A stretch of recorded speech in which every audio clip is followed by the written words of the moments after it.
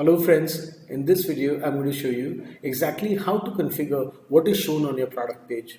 So currently, as you can see, that the category code, brand, occasion and available quantity is showing on your product page along with description. Now what if we want that these fields should be shown or hide? How can we configure that? We're going to go into dashboard, we're going to go into settings, and we are going to go into shop settings. And from shop settings, you can see that product fields to show has got product category, name, code, description, brand and occasion. Let's say we want to remove the occasion and remove the brand. All we need to do is do this.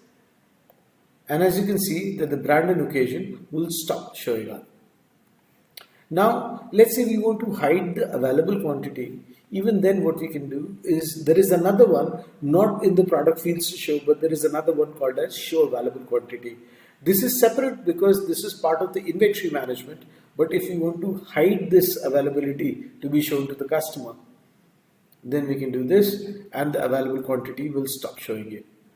If you want to again check it, then all we need to do is go back here, select brand, select occasion, and if I go back in and if I refresh, the brand and occasion will start showing. That's how you actually manage what to show in your products. Thank you.